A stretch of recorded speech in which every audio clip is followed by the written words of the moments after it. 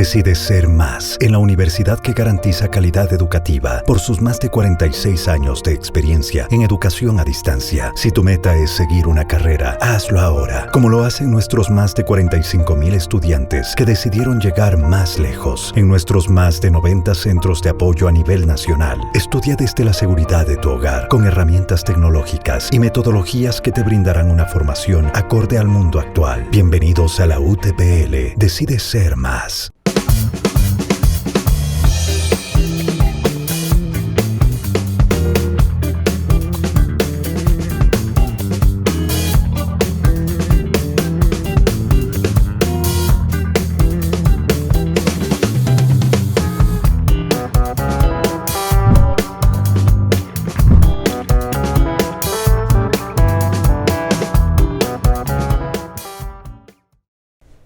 ¿Qué tal, amigos y amigas del portal digital Ecos del Cañar?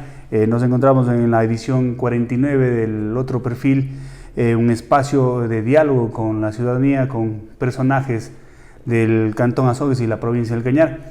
El día de hoy tenemos el invitado especial, el señor Roberto Luna Martínez, quien es docente en el Colegio José Benigno Iglesias del Cantón Biblián. Bienvenido, Roberto, ¿cómo estás? Muy buenas tardes.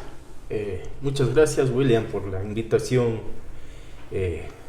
Esperamos compartir anécdotas y remembrar algunos momentos que se ha vivido dentro de mi vida y de mi carrera profesional, amigo. Bien, vos naces en el Cantón Biblián. Cuéntanos cómo era tu infancia. ¿Siempre has vivido por el sector de la Gruta de la Virgen del Rocío? Sí, justamente es el sector donde prácticamente Mamita del Rocío me vio nacer y obviamente por ahí me radico. Mi niñez la pasé por ahí.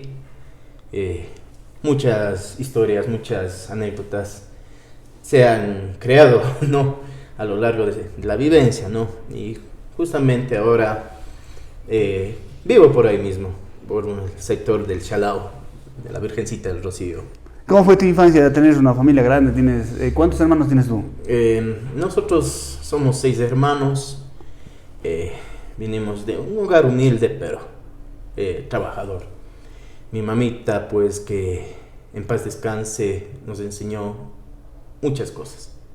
Nos enseñó a luchar, nos enseñó a nunca rendirnos, a lograr lo que nosotros queramos. Nos apoyó en los estudios. Siempre, vos sabes, William, compartimos el colegio, compañeros. La actitud de mi mamá era de líder, ¿no? Entonces, justamente esas cositas a uno le van formando el carácter, la niñez. Entonces, mi vida creo que se resume en eso, ¿no? En una vida de lucha, pero con lindas expectativas. Al ser tú el menor de los 6 hermanos, ¿cómo te trataban? ¿Cómo era el trato de familiares ahí? No, sí, o sea, como vos sabes, en una relación familiar siempre hay la relación entre hermanos muy, muy positiva, muy buena. Con mi mamá igual, o sea, dentro del ámbito familiar no creo que ha habido mayor situación, mayor problema. Siempre se ha tratado de llevar una vida de prosperidad, ¿no? Pero siempre basado en los valores, ¿no?, que una familia debe haber. Tu mamita, que en paz descanse, era muy reconocida en el Cantón Biblián, fue enfermera, ¿no? Sí, más que enfermera, ella era médica naturista, tradicionalista. Entonces, bueno, la historia de ella quedó marcada en Biblián. Ayudó a muchas personas, trabajaba ahí mismo dentro de mi hogar, en mi casa, y bueno, quedó un legado bastante sólido y que se recordará y se sigue recordando a lo largo de la historia. Bueno, tal vez anécdotas o recuerdos de pequeño ahí en el sector del santuario. ¿No te daba miedo vivir al lado del cementerio, no sé? Oye, sabes que en realidad era chévere porque nos reuníamos con los vecinos. Me acuerdo, hacíamos una galladón con mis hermanos, mis vecinos, y créeme, así que salíamos a jugar en la noche a las escondidas. A veces cuando no había luz, a veces la luminaria era pésima, salíamos a jugar y a veces nos íbamos al lado del cementerio, bueno, jugábamos así, cosas, vos sabes, juegos tradicionales. Teníamos un espacio, por ejemplo, más abajito de mi casa que era como una cancha. Y salíamos por lo general 3 veces por semana a hacer deporte, a hacer fútbol y cualquier cosa. Más que nada a compartir, ¿no? Con los vecinos, experiencias, cosas, ¿no? Personas que recuerdes de tu infancia, vecinos. Vecinos, ¿qué te diré? Bueno, algunos ya se fueron a Estados Unidos, están en Estados Unidos. Y algunos, bueno, están por sus profesiones trabajando fuera. Por ejemplo, de los señores Peraltas. Los Peraltas, bueno, trabajan por Quito. ¿Ustedes jugaban con ellos? Claro, o sea, más mis hermanos. Yo, por ejemplo, hay un grupito de más o menos de mi edad. Nosotros nos reuníamos los más peladitos, por ejemplo, de mis hermanos, por ejemplo, con lo que son los vecinos más grandes. Era, por ejemplo, experiencias bonitas, se les veía, por ejemplo, a tocar la guitarra, a cantar, conversar, cosas, o sea, que uno iba escuchando, ¿no? Pero les parecía interesante porque, o sea, ellos, de la época, imagínate, de los 80, época de magia, de oro. Entonces uno, al oír las historias que ellos decían, por ejemplo, qué bonito, o sea, cosas que se quedan en el corazón. Don Camilo, ¿te acuerdas de Don Camilo? Claro, es el celador del santuario, una muy buena persona. También era, o sea, una anécdota, ¿no? Que contaba mi mamá que él fue la primera persona que había comprado televisor ahí dentro del barrio, ¿no? Y antes, las novelas, bueno, y la novelería más que nada, de ver esas cosas interesantes. Entonces se reunían bastantes vecinos, iban al santuario, ¿no? Tenían, como decir, un cuartito ahí a proyectar lo que es películas, novelas, cosas así, ¿no? Las anécdotas de Don Camilo, o sea, yo se le preguntaba si tenía miedo. Dice, no, porque dice que es más que uno, o sea, es la experiencia. Dice, tranquilo, dormir aquí es súper calmado. No se oye ni el maullido de un gato, sabía decir. Muy buena persona, que obviamente que formó parte de la historia del barrio en sí, de la historia del barrio. Bien, esa fue tu entorno en tu infancia, ¿no? Uh-huh. La escuela, la educación en el Jardín de Infantes de Tomás Zacoto. No, bueno, yo directamente me eduqué en la escuela Daniel Muñoz Serrano. Uh-huh. Y en ese sentido, después los estudios secundarios los realicé en el Colegio Camilo Gallegos. Vos sabes bien, donde compartimos 6 años de nuestra... de travesuras. De travesuras, la juventud, esas lindas cosas que, bueno, yo les cuento a mi hijo, ¿no? Las aventuras, se puede decir, que tuvimos cuando éramos jóvenes. Bueno, ahora hemos madurado, pero bueno, se queda esa situación. De ahí luego la universidad. Realicé mis estudios universitarios en la Universidad Católica de Azogues, en Alma Mater. Soy licenciado en Ciencias de la Educación, especialidad en Matemáticas. Entonces, como digo, una bonita carrera, una bonita profesión que escogí, no me arrepiento hasta el día de hoy. ¿Cómo nace tu vocación a la docencia? Sabes que mi vocación nace desde el colegio. Los profesores, los que iban impartiendo, aparte del conocimiento, grandes experiencias, expectativas, cosas maravillosas que en uno fue formando esa pasión por el enseñar. Y ahí mi experiencia como catequista, donde fui, bueno, aprendiendo muchas cosas, o sea, y me gustaba compartir con los jóvenes. Eso, la enseñanza, la educación en sí es un compartir de grandes anécdotas, grandes expectativas, donde uno se deja amigos, se deja riqueza espiritual, sabiduría, tantas cosas que en realidad, digo, influyeron, ¿no? Como digo, en el colegio me acuerdo de los profes, tu papá, el doctor Alfredo, la Licen Filomena Chimborazo, la Licen María, ¿te acuerdas? Que en paz descanse. Fueron grandes docentes, uno de los grandes docentes que tenían nuestra institución educativa en la cual nos formamos. Y de ahí nació mi afición por la enseñanza. Como tú lo decías, paralelamente eras profesor de catecismo. ¿Cómo nació esta vocación para, tal vez eso te impulsó para tomar la última decisión en ser profesor? Correcto, sí. Sí, justamente la experiencia que tuve como catequista me motivó bastante para yo tomar esta carrera. ¿A los cuántos años que comenzaste de profesor de catecismo? Prácticamente a los 15 años. A los 15 años, jovencito, peladito. ¿Cómo era saber llevar a los estudiantes casi de tus edades? A veces un poco difícil a veces. Claro, un reto.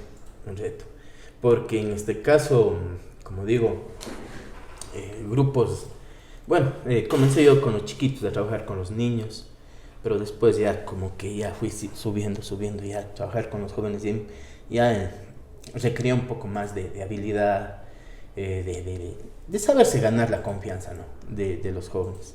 Ahí tengo todavía más que algunos grandes amigos que tuve en esta etapa, ¿no? Y que hasta el día de hoy recuerdan las bonitas experiencias que compartimos dentro de ese periodo. ¿Cómo se dio tu llegada a ser profesor de catecismo? ¿Quién te llevó? ¿Quién te inculcó? No, o sea... ¿O vos fuiste de voluntad? Fue por mi voluntad, en realidad. Como te digo, después de que hice mi confirmación, ¿no? Entonces hubo un llamado en ese tiempo, me acuerdo del padre Rafael González.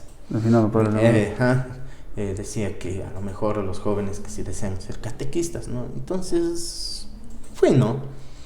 Y como digo, en ese caso tuve buenos compañeros catequistas que iban compartiendo grandes historias dentro, o sea, de lo que desarrollaban ahí dentro de la iglesia, del convento parroquial.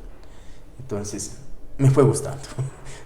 Ya, ahí la universidad, recuerdos de la universidad ahí siendo... Tantos recuerdos que tuve en el ámbito educativo, unos grandes amigos, grandes profesores que tuve, como es el caso del doctor Gert Palomeque, bueno, la doctora Graciela Beltrán, el arquitecto Carlos García, ingeniero Álvaro Coronel, que es, bueno, fueron docentes en ese tiempo y ahora son amigos, que oye, más que nada digo la sabiduría que ellos tienen, porque eran profesores mayores, ¿no? Pero que, o sea, la experiencia de docencia que uno se les oía hablar a ellos, incomparable. Uno de los grupos de docentes que en realidad nos enseñaron una vocación antes que un conocimiento, que nos decían que la docencia no es únicamente ir a un aula, pararse y estar hablando de un conocimiento vacío. Eso tiene que irse complementando de muchas cosas, muchos valores, muchas experiencias en sí, que se puede decir.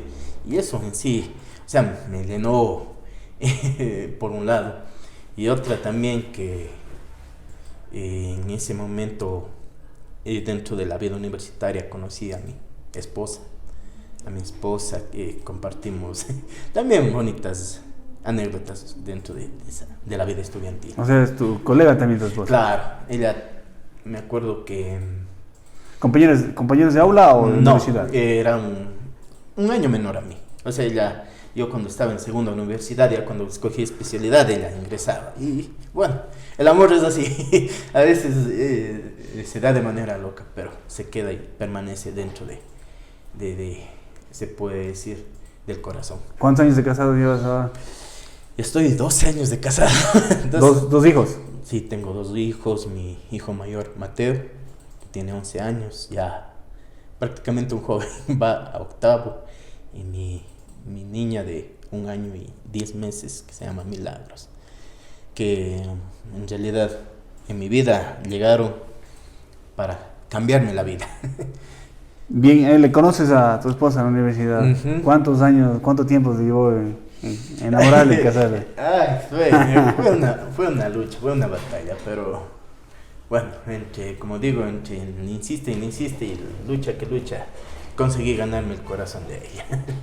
Bueno, y acaba la universidad y vos vas a trabajar, a hacer prácticas. ¿Cómo fue? Acabé el mis vínculo? estudios y cuando las cosas se dan, ¿no? Cuando las oportunidades se aparecen, me acuerdo que justamente mi primera experiencia laboral la realicé en el colegio en el Camilo Gallegos. Exactamente. La primera vez que trabajé, bueno, fue cuando estaba estudiando. Recién empecé a estudiar a la universidad. Era ayudando en el laboratorio de computación. ¿En la universidad mismo? No, en el Camilo Gallegos. Ya. Y luego, obviamente, se me abrió la oportunidad. Me acuerdo en ese tiempo que estaba trabajando el doctor Francisco Hidro. Y me llamaron, ¿no?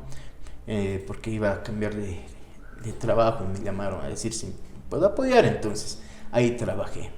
Ahí trabajé durante un año y medio. También hiciste las veces de inspector, ¿sí? Claro, trabajé de inspector, profesor. Sí, tuve esas experiencias como profesor, ¿en qué rama eres tú especialmente? Matemática. Yo trabajo en lo que es las ciencias exactas, matemática, física. En eso me fui, me preparé. Y bueno, como mi especialidad es mixta, porque yo soy licenciado en matemática y dibujo, pero me incliné más al campo de los números, que me gustó y bueno, me siguen gustando hasta el día de hoy. Bien, Roberto, de ahí el año y medio, ¿cómo fue esa experiencia de ser alumno a pasar a ser profesor en un colegio en el que uno se educó 6 años, ¿no? Grandiosa. Créeme, sí que... A tener los profesores y después amigos, compañeros, colegas. Amigos, compañeros. Como digo, fue algo maravilloso en mi vida. De pasar a sentarme en las aulas, a ayudar en las clases. Algo maravilloso. Más que nada, todas las anécdotas que compartíamos con cada uno de los compañeros eran muy bonitas. En especial con tu papá, que como digo, nos daba consejos. Bueno, el amor a la ciencia era y es parte de la vida de él, porque cada día él se estudiaba una cosa, estudiaba otra, pero bueno, eso motivaba. Él, como digo, no veía barreras. Voy a estudiar esto, después voy a estudiar el otro. Comentaba, ¿no? Y era bonito. Entonces, como digo, ese año y medio fue maravilloso. No tengo por qué decir otra cosa.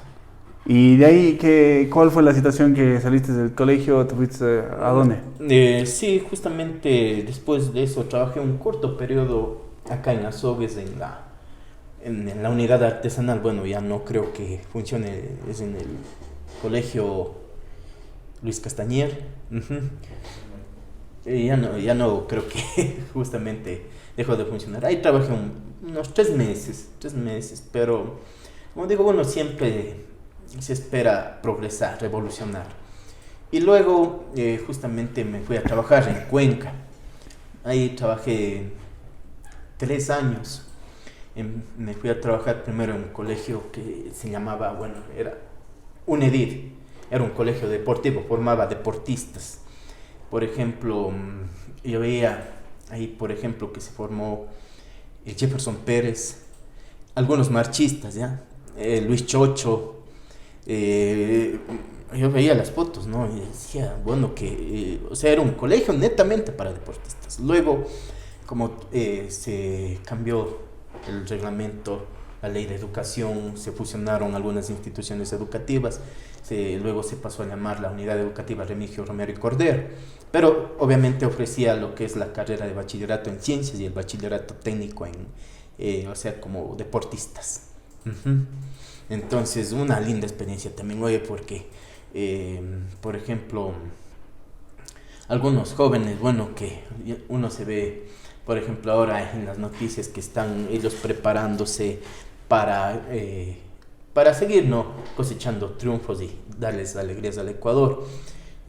2 estudiantes que que les veo, ¿no? Que se están preparando arduamente porque quieren, por ejemplo, participar en las Olimpiadas, bueno, y como digo, dejar un legado, como lo hizo Jefferson. ¿Alumnos tuyos? Sí, fueron alumnos míos. ¿Recuerdas los nombres? ¿O las disciplinas en las que...? Una chica era corredora, el otro joven era marchista. Bueno, de un joven se llamaba Luis Homero Culcay. Él era en este caso también era corredor y tenía un buen futuro, pero no sé qué pasó y bueno, ahora lo veo en Estados Unidos trabajando, como sabes, migraron tantas personas y en fin, también tenía, por ejemplo, alumnas que eran boxeadoras y pegaban duro. Me acuerdo una vez que, o sea, el barrio en el que funcionaba el colegio era peligroso, era por los tótems. Y ya, en este caso, un día les quisieron asaltar, pero los ladrones tuvieron que pedir clemencia porque no se dejaron. O sea, tenían, casta para ser deportistas. Hasta vos como profesor tienes cuidado.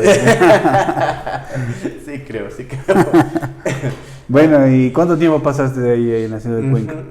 Pasé 4 años. 4 años. Mi última experiencia lo hice en el colegio César Dávila. De ahí cuando participé para ingresar al magisterio. Y me fui a trabajar a Loja, al cantón Saraguro. Ahí pasé 4 años más de una situación una ciudad que encanta por sus atractivos, su gastronomía, una tierra mágica, porque tiene, como digo, es un cantón bastante amplio, tiene conexión con la costa, con la sierra en este caso, pero o sea, la magia que se siente en este caso es maravillosa. Otra cultura prácticamente. Claro, es otra cultura porque, por ejemplo, desde las fiestas prácticamente patronales, las fiestas religiosas, las fiestas en las comunidades, solo ver, el actuar de las personas, una situación que también formó gran parte de mi vida, ¿no? Y los alumnos, ¿no? Que hasta ahora me acuerdo, soy amigo de algunos de ellos, ya son profesionales, ya son médicos, ingenieros, están trabajando ya, y siempre compartimos, ¿no? Momentos, anécdotas, ¿no? Entonces eso le llena a uno como docente, creo.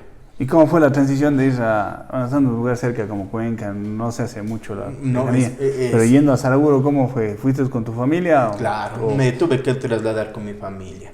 En ese tiempo, bueno, los primeros meses fueron duros porque tuve que trabajar yo solo. Pero no, yo digo que la familia tiene que estar unida pese a lo que sea. Entonces fuimos allá con mi esposa y mi hijo. Como digo, pasamos allá 4 años, allá inició la educación mi hijo. Y bueno, se dio la oportunidad y participé para acercarme acá a trabajar y justamente me salió en el colegio que ahorita estoy trabajando, que es en la Unidad Educativa José Benigno Iglesias. ¿Cómo era que la anécdota que contabas que te habías encontrado con una compañera y había dicho, ¿por qué vas a trabajar en el José Benigno haciendo el camino? Pero uno como joven siempre tiene esa rivalidad entre colegios. Claro, o sea, dos colegios, o sea, emblemáticos y antagonistas, se puede decir, en un buen sentido. Me acuerdo de Mayra Yupa, ¿te acuerdas? Recientemente en el pregón de fiestas de Biblia nos encontramos y me dices, traicionero, dice, ¿por qué te has ido a trabajar allá? Dice al José Benigno, si vos eres del camino. Entonces, nos reímos un rato, ¿no? Y ella es del barrio de José Benigno. Claro, es del barrio, bueno, era porque ahorita claro, yo creo que está radicada en Estados Unidos, del barrio El Turpo. ¿Te acuerdas, no? Cuando, por ejemplo, los intercolegiales ahí iban a parar las bandas y cuando en el en el Coliseo, pero bueno, una vez te acuerdas que estaban practicando por ahí En la casa de Mayra, Ajá. sí, con el hermano que tocaba la batería. Vos también participabas ahí, Claro. vos tocabas, y todavía vos en este caso le haces a esa pasión. Ya no mucho, ya lo he dejado a un lado ahí. Bueno, y ahí ya es difícil cogerle el ritmo. Ujú. Ajá. Bueno, ahí en la casa de Mayra, de Mayra, el hermano, ahí practicamos. Claro, sí, justamente se oía practicar. Tenían un grupo sin compás. Ujú. Sí, tenían un grupo, bueno, que en ese tiempo pegaba, ¿no? Porque tenían buenas músicas, éxitos, por ejemplo, covers de buenos artistas que en nuestro tiempo, bueno, El rock la latino. letra era, llegaba, una época de romanticismo, diría yo. Bien, ¿y cómo es la experiencia ahora estar de profesor de José Benigno? Como digo, en este tiempo que he estado, me he llevado muchas experiencias, positivas, negativas, pero en realidad uno tiene que mantenerse siempre con la mentalidad de que cada experiencia te deja una lección y esa lección hay que aprovecharla. Hay que saber aprovechar lo que te deja, ¿no? Las cosas que te ayudan a ser cada día mejor. Hasta el momento, bueno, llevo ya 5 años ahí, trabajando en un colegio que es agropecuario, tiene un bachillerato en ciencias, bueno, y bueno, recientemente ampliamos nuestra oferta educativa para lo que es básica superior, y bueno, ojalá que Dios mediante estamos pensando en proyectos para, ojalá, abrir nuevas especialidades. Bueno, todo lo dirá el tiempo. Especialmente escuchamos que te toca ahora en este nuevo año lectivo una responsabilidad enorme al frente del colegio José Benigno. Sí, creo que, bueno, no me adelanto los hechos, pero si es que me toca, como digo, esa misión, hay que asumirla con mucha responsabilidad. Mucha responsabilidad. Es por ejemplo, un cargo de autoridad es bastante complicado, pero si es que uno se centra y hace las cosas bien, deja frutos, deja cosas positivas. Esperemos eso, digo, no me adelanto, pero que se dé la situación, habrá que trabajar muy bien para que las cosas salgan favorables. La primera vez que tú te entraste a llegar a José Benigno, ¿qué pensaste tú? ¿También pensaste como la Mayra?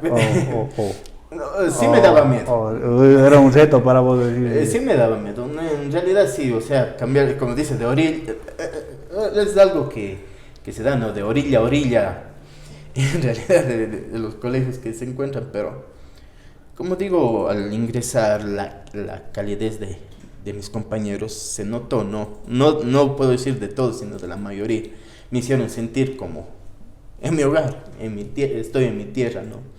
Como digo, fue mucho tiempo que me alejé de Biblián. Claro que, como digo, el cariño, el respeto de la gente que tenía allá fue muy valioso. Pero como digo, cuando la tierra llama, o sea, yo me siento muy feliz porque estoy sirviendo en mi cantón, ¿no? ¿Cuántos años son los que ya estás acá en José Benigno? 5 años y bueno. ¿Como docente o te tocó otra responsabilidad? Como docente nada más hasta el momento. Sí, no he tenido no he tenido ningún cargo directivo hasta el momento. ¿Amistades que llevas ahí en José Benigno que recuerdes o que ya se hayan jubilado? Bueno, amistades, todos mis compañeros en realidad son valiosos. Pero ¿con quiénes compartes un poco más? Porque siempre... Bueno, comparto, o sea, la mayor parte del tiempo con mis amigos José Calle, doctor Jorge Vergara, bueno, entre unos de los tantos, Cristian Quinteros, bueno, compañeras también que ahí compartimos bonitos momentos. La mayoría ya se han jubilado de los históricos del colegio. Sí, en realidad, bueno, yo cuando ingresé, por ejemplo, se jubilaron algunos compañeros como el arquitecto Pedro Palomeque, el magíster César Modrovejo, el ingeniero Edison Carrillo, bueno, yo cuando ingresé.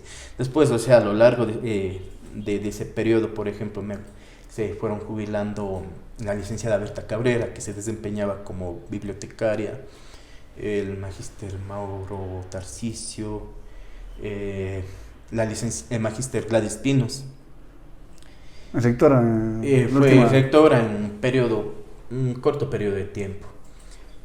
Por ejemplo, recientemente se jubiló la compañera y muy apreciada, la magíster Victorita Bermeo, una compañera que era bien querida, bien respetada por las experiencias que contaba, ¿no? Que se había iniciado ella ahí en la carrera docente en el colegio, después de estudiar, comenzó a servir. Y bastantes años, 35, 36 años de servicio. ¿El ingeniero Jorge Ortiz también compartiste con él? No, ellos ya se habían jubilado antes, en este caso. Ellos se habían jubilado, por decir, unos 2 años antes de ingresar. Ya, ¿y tú estás ahorita profesor de matemáticas o de física? De matemáticas, sí. Me desempeño como docente de matemáticas y, bueno, esperando a ver qué es lo que pasa en este nuevo año lectivo. ¿El colegio sigue con el nocturno? ¿Cómo está?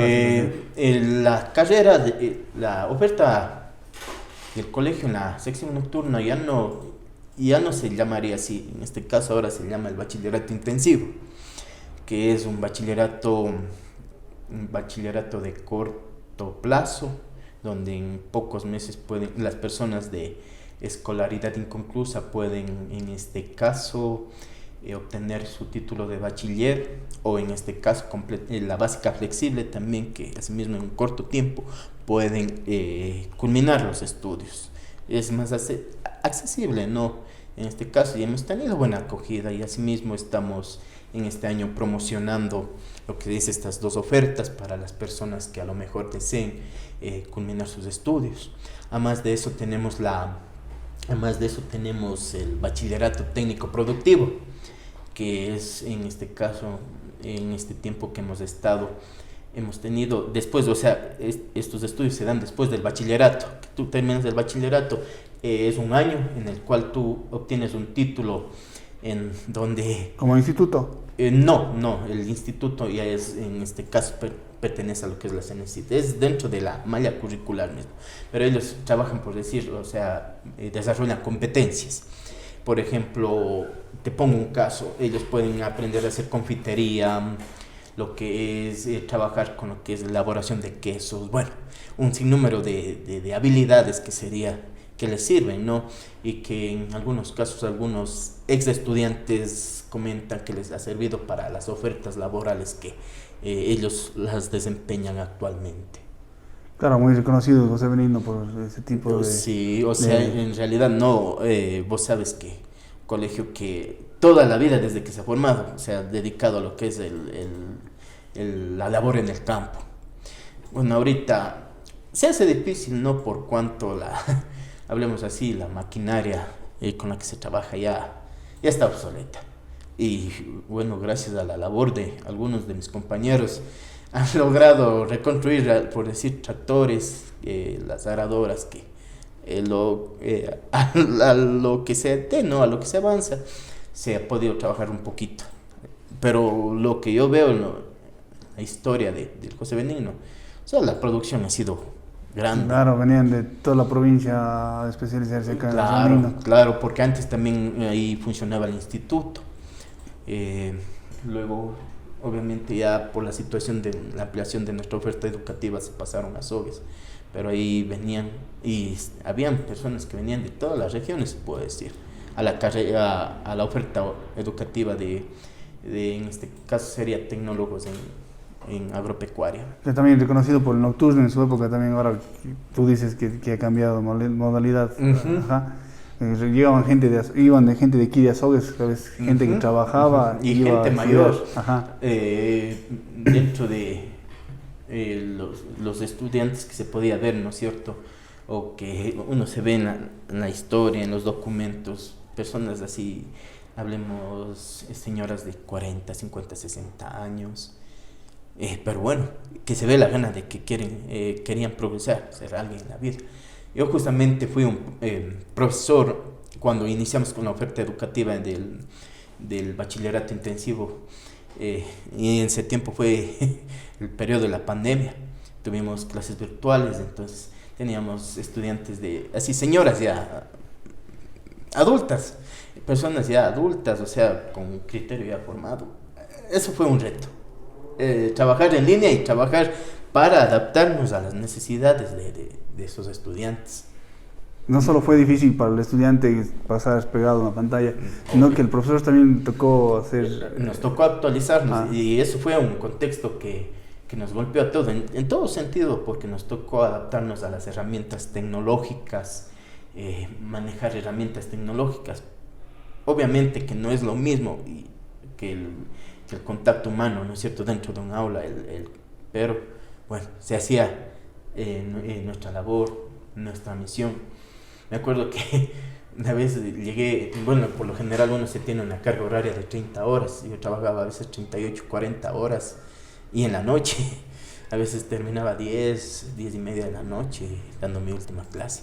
Es mucho más difícil las clases virtuales que presenciales. Exactamente. En vista de que uno se distrae con facilidad. Y más que nada, o sea, uno se nota que en esta brecha sí hay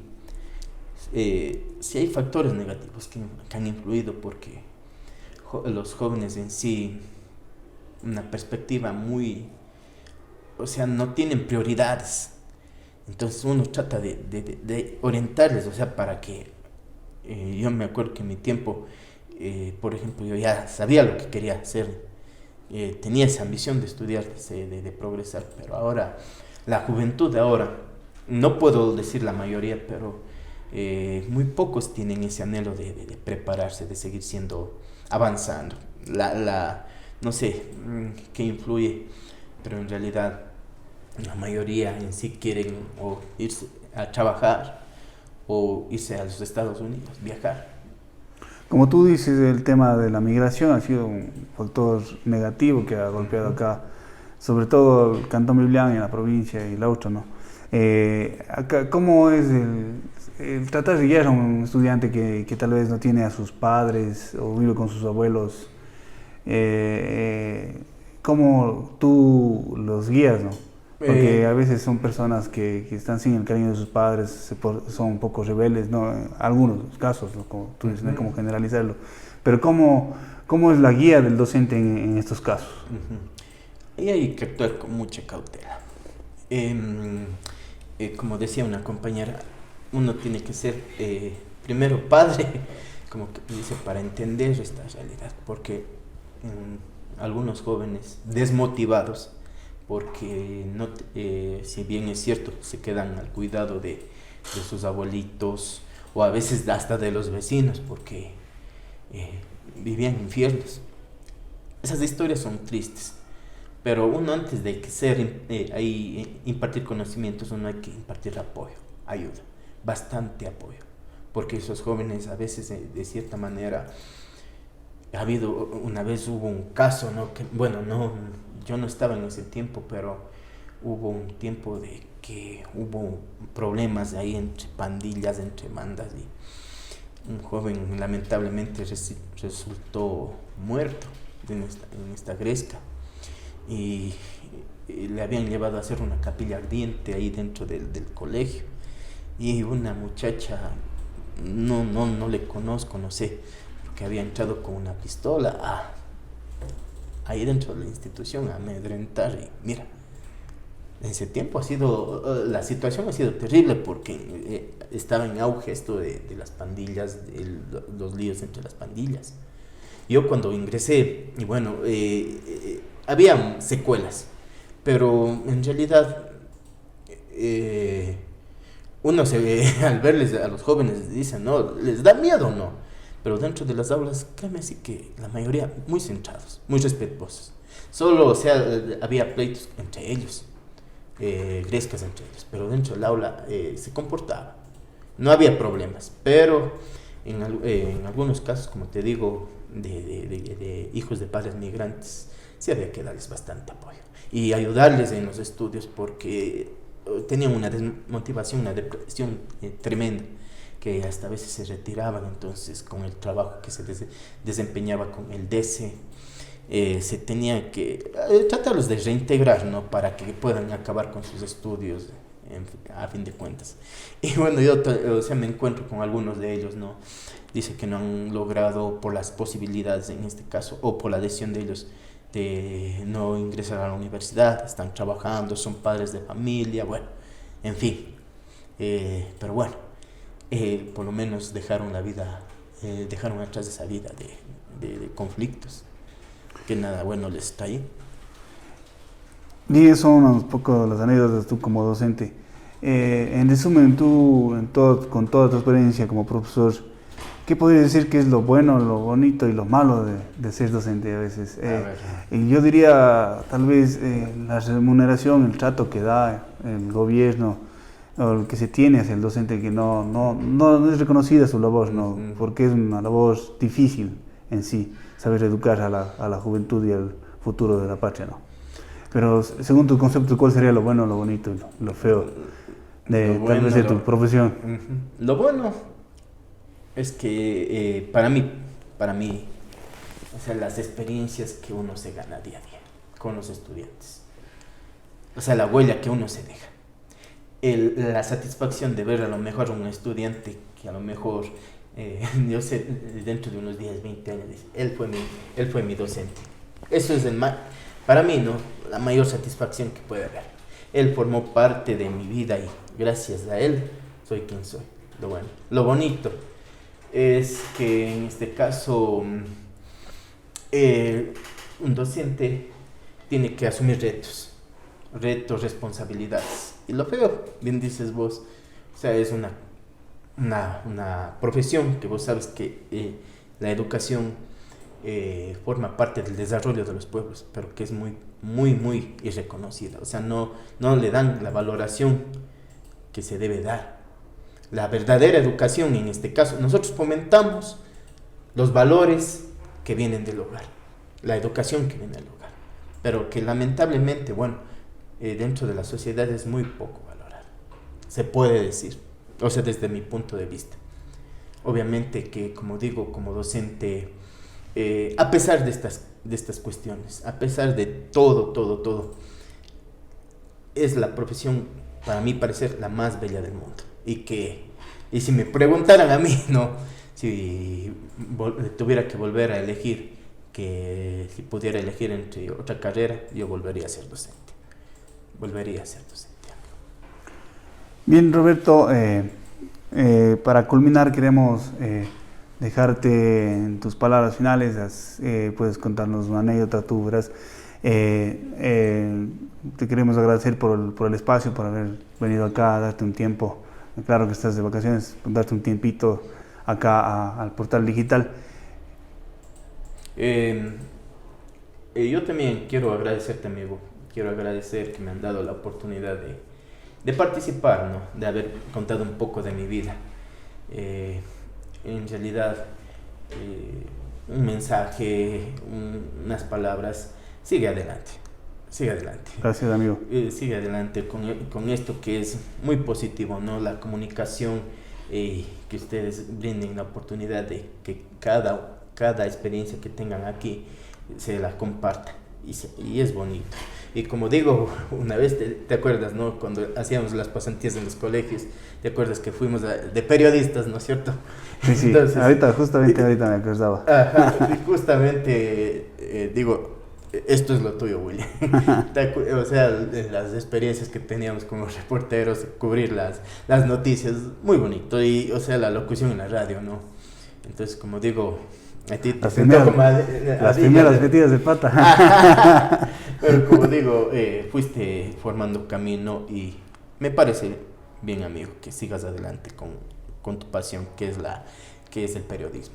¿Cuál sería tu mensaje a los docentes ecuatorianos que te están viendo y que se sienten reflejados a veces con esas cosas que tú nos has contado acá en este espacio, ¿no? ¿Qué podría decirles? No, seguir adelante.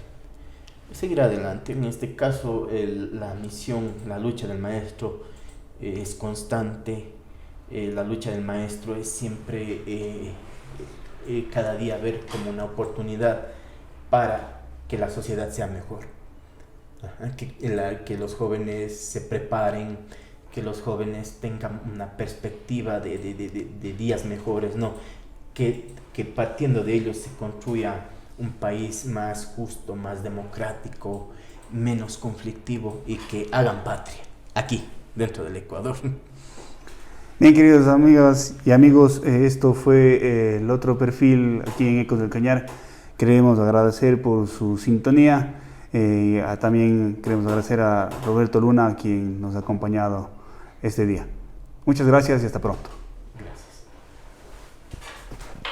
Decide ser más en la universidad que garantiza calidad educativa por sus más de 46 años de experiencia en educación a distancia. Si tu meta es seguir una carrera, hazlo ahora, como lo hacen nuestros más de 45,000 estudiantes que decidieron llegar más lejos en nuestros más de 90 centros de apoyo a nivel nacional. Estudia desde la seguridad de tu hogar con herramientas tecnológicas y metodologías que te brindarán una formación acorde al mundo actual. Bienvenidos a la UTPL. Decide ser más.